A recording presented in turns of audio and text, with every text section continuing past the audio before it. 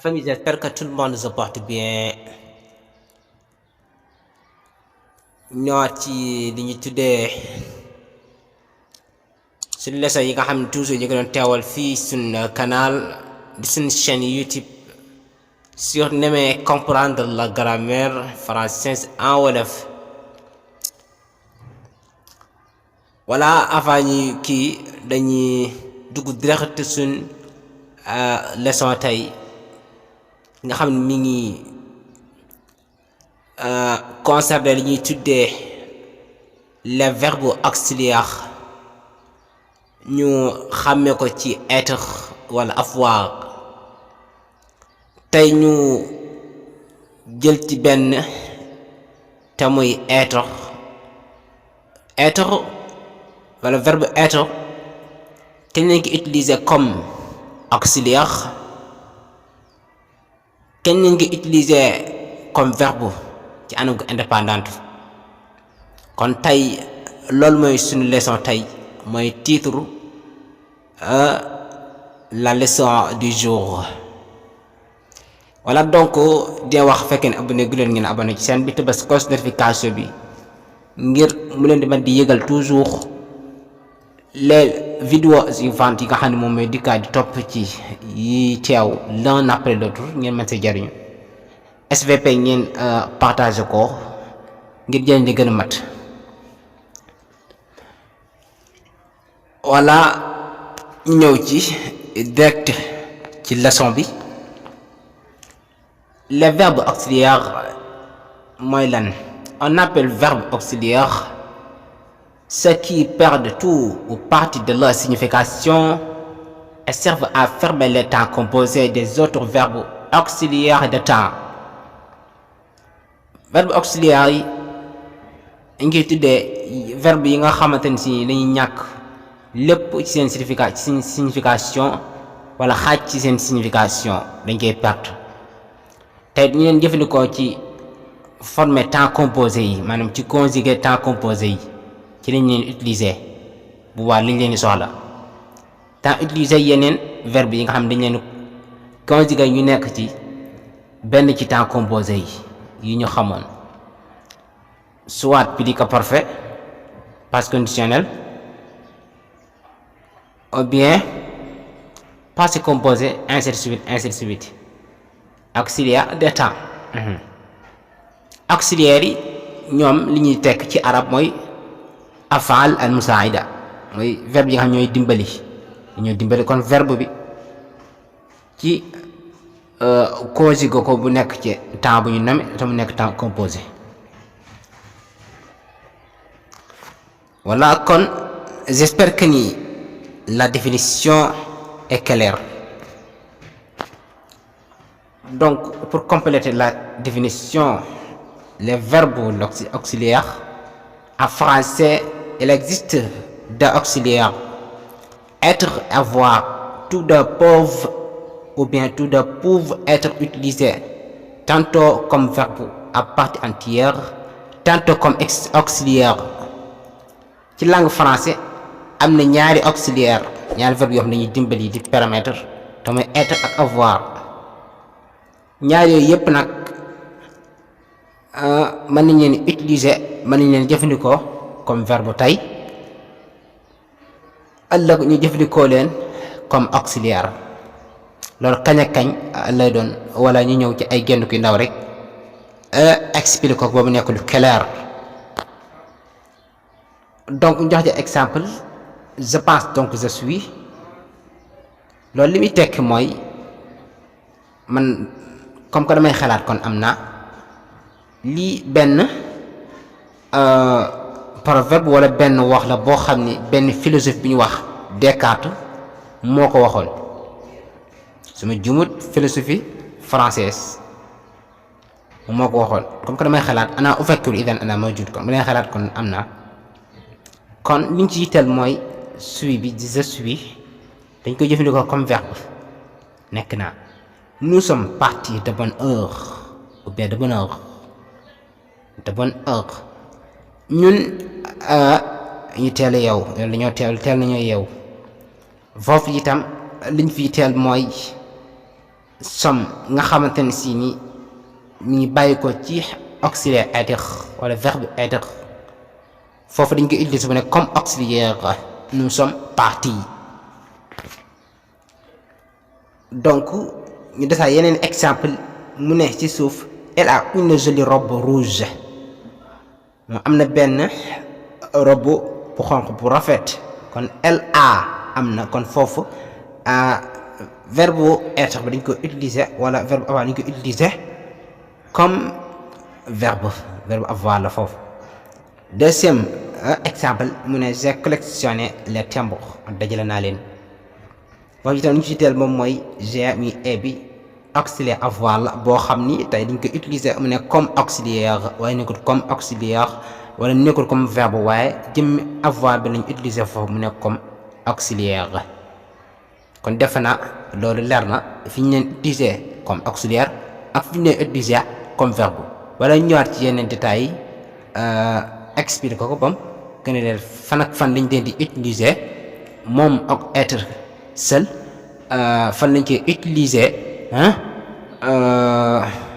ci yenn temps wala ci yenn verbe ya wala war a àndal yëpp ñëw leeral ko. donc balaa loolu le verbe être kañ lañ koy jëfandikoo avant de l'employer comme auxiliaire il faut savoir que le verbe être possède une signification propre pour exprimer un état liaison de l'attribut au sujet ou encore lorsqu'il signifiait se passer exister aller se trouver appartenir. kon verbe être balaa ñu koy jëfandikoo comme auxiliaire faaw ñu xam ni verbe être bi am na benn signification spéciale bu mu am ngir leeral benn tolluwaay nga xam ni tolluwaay ba mooy toll ak attribut bi mu jël attribut boobu nag daal di ko takk ci sujet bi wala ba tey mën naa bañ a nekk loolu muy signifier ba tey benn ci verbe yi se passer romb exister mooy nekk aller dem se trouver mooy gis wala fekk fi rek nekk appartenir mooy moome wala askano wala mu aju ci nangam wala mu askanoo ko daal. kon foofu lañ koy jëfandikoowee moom verbe être comme auxiliaire ñun ci ay exemple mu ne Jamal est intelligent mu ne Jamal dafa yeewu muus intelligent et attribut de Jamal intelligent bi mooy attribut de Jamal kon mooy toll ak état bi kon day exprimer benn tolluwaay boo xam ni Jamal toll na ko nga xam ni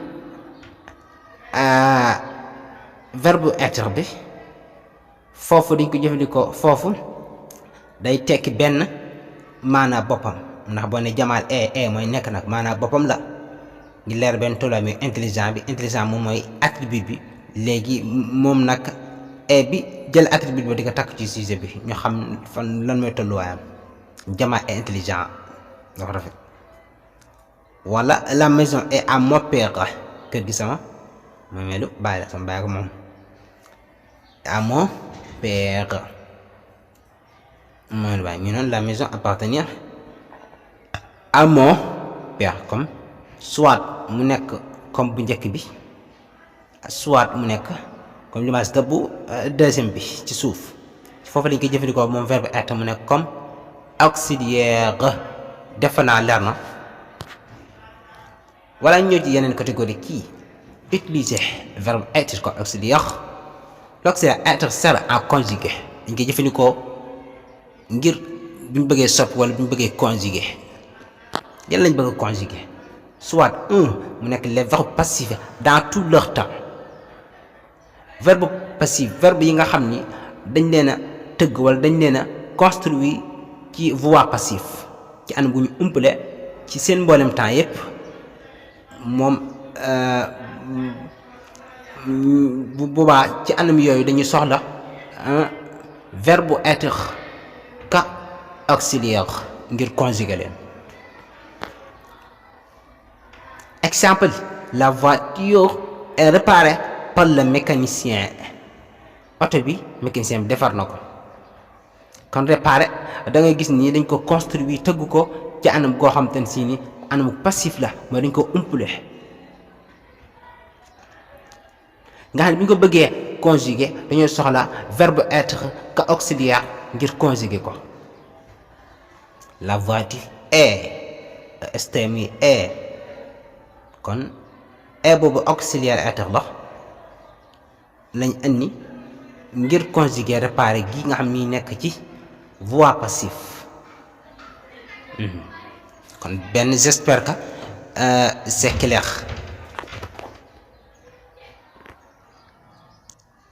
donc ñëw ci deuxièmement ci fan ak fan la ñuy utiliser verbe être ka auxiliaire ñooy nañ koy utiliser bu ñu bëggee conjuguer lan il est auxiliaire des temps composés de tous les verbes pronominaux.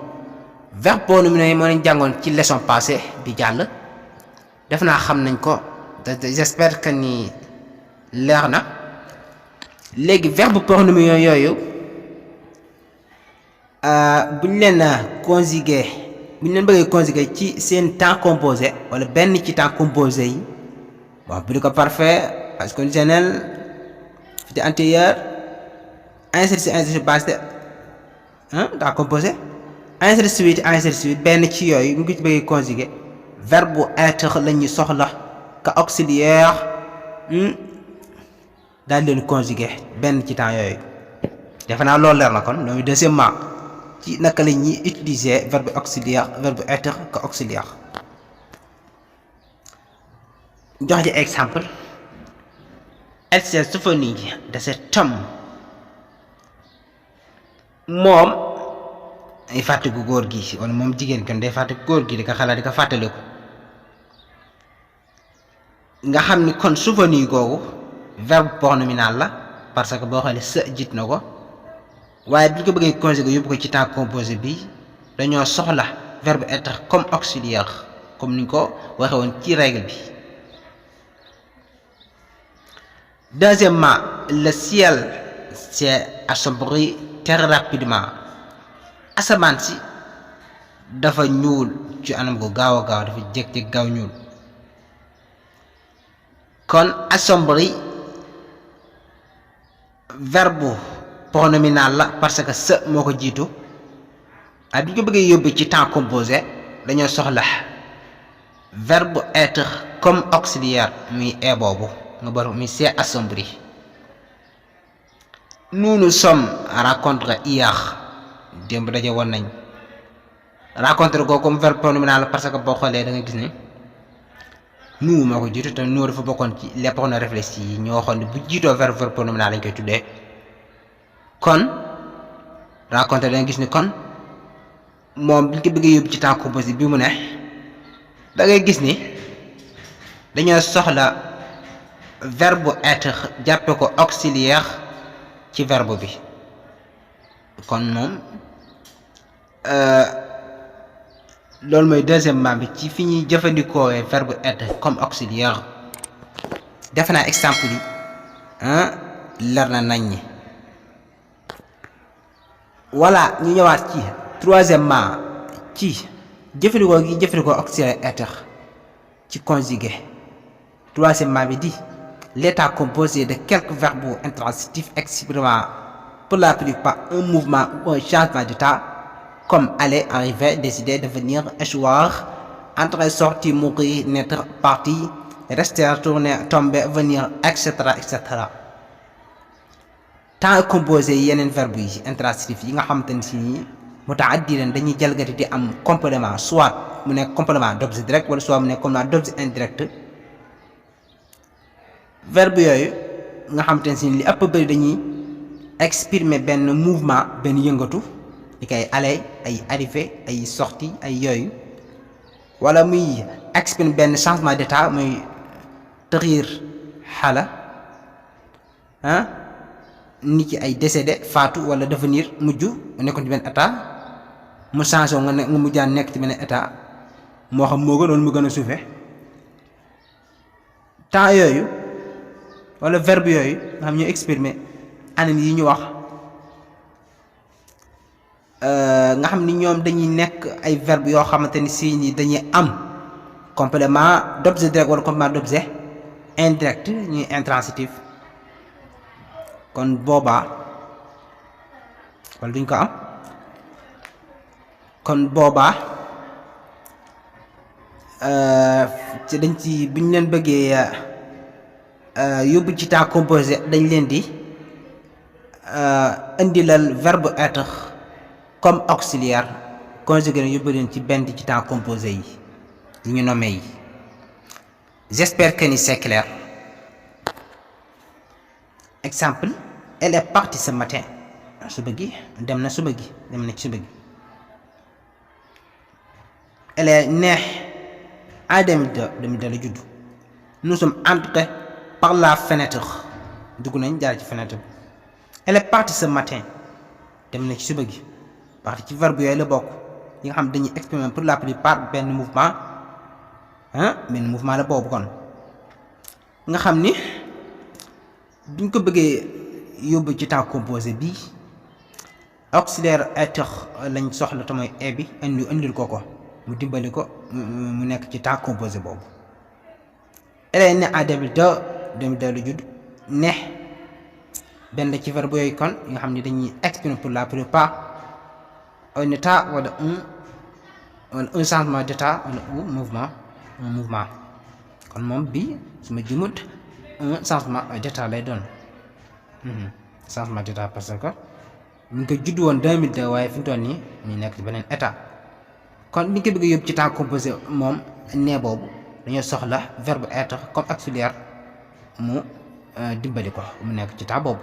Nous sommes entrés par la fenêtre ñu jaar ci fenêtre bi kon entrée dañu gis ni ci temps composé la nekk bu ñu ko bëgg yóbbu ci temps composé dañoo indi verbe être comme auxiliaire ñu sommes mu daal di nekk temps composé kon loolu règlement bi wax kon loolu mooy troisième ci ànd yi nga xam ne ci lañ jëfandikoo verbe être comme auxiliaire ci conjugué bu ñu leen di conjugué yóbbu leen ci temps bu ñu nommé muy temps composé benn ci yow. J'espère que c'est clair wala di wax fekk na abonné gu leen ci seen ngeen abonné te bës ko notification bi pour être le premier à savoir quand une nouvelle vidéo est prête et disponible saa bu vidéo bu bees boo xam ne pare na ba disponible bi ñu ko dugalee mën la ko yëgal ginnaaw bi nga xam bës nga cloche de notification bi mu yëgal dugg na nga mën ko siifur jëriñu bu baax. SVP boo ci mënee def say commentaire j'aime man ko partager say xarit andi jàmm man sa yéen bu baax a baax loolu daa nekk lu préférable pour nous. Voilà kon def naa leçon bi explication bi terminé na léegi di ñëw ci pratique exercice bi def naa nii ni ci table bi leer na léegi da ngay remplir li nga xam ne moom moo vide mu ne 1 ajouter l'auxiliaire être aux phrases suivantes phrase yi dikk ni am na ay faraxaat ay vide yoo xam ne defuñ dara yoo xam ne yaa ngi fa war a dugal benn auxiliaire être boo xamante ne si bu convenable la cohérent ak moom nga dugal ko fa. La porte lu fa war a dugg yaa koy xam cette femme noonu lu fa war a dugg tuy les étudiants pendant l'été attention vous Justin ces petites filles elles ses amis voilà donc leer na da nga xool yi nga xamante ni moo cohérent convenable nga dugal ko voilà ci anam yu wala ci ay genn kuy ndaw ñëw kon pratiquer l'exercice bi da wax ne fekk ne abonné guloon ngeen abonné te bës ko notification bi ngir mën laa yëgal toujours vidéo yu bees yi nga xam ne mooy di carte nga mën sa jëriñ bu baax mën a améliorer renforcer développer bu baax a baax sa grammaire française.